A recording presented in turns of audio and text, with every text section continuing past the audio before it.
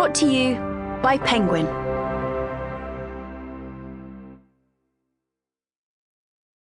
The Confession Room by Lia Middleton. Read by Rachael Stirling.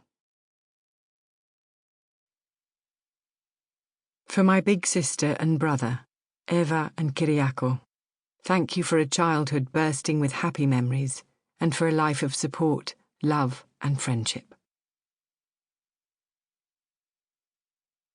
It will be the smell that wakes him.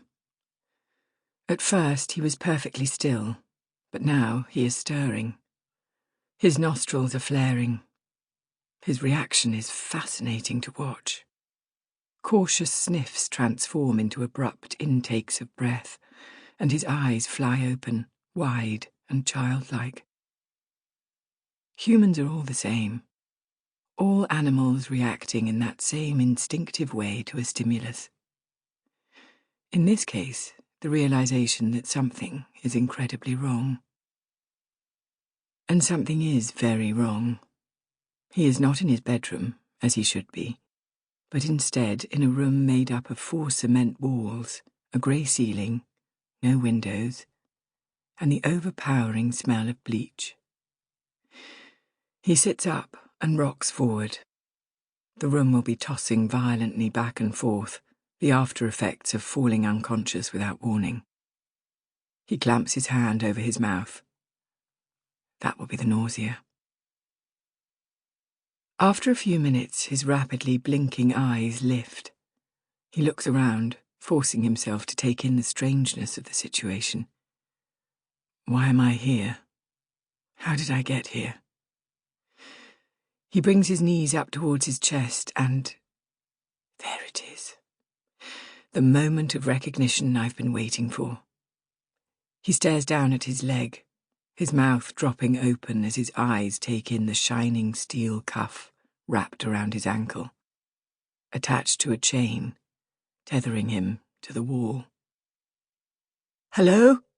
he calls out, trying to keep the panic from his voice. "Hello?" His face slowly falls as he waits for a response that won't come.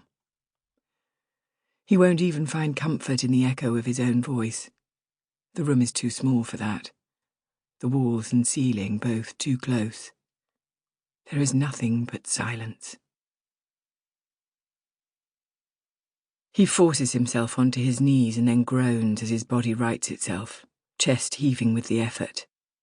He's shaking with adrenaline and nerves and the confusion that is keeping him from screaming out, from crying for his mother, from calling for someone, anyone. This is fear. This is the moment he understands how fear really feels. He steps forward, one small step into the room, his eyes darting around as he tries to make sense of his surroundings. He frowns, turning slowly in a circle, tangling his legs in the chain. He focuses first on the corner of the room to the right. There is another bolt fixed to the wall for another person to be chained to, but it is empty. So instead he turns his attention to the object sitting innocuously in each of the room's corners. 4 boxes, painted black. How long will it take him to brave opening one? Some people would launch themselves directly at the boxes, scrambling in their haste to crack them open like overeager children at Christmas. Others would cower, shrinking away from the unknown. I had anticipated that he would be the former, but by his reaction to the room, I'm guessing now that he might be the latter. Not so big and brave, after all.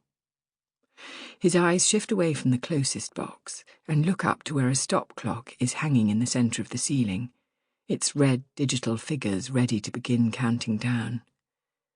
0060. 60 seconds. He stares helplessly up, his thoughts written across his features. What will happen after 60 seconds?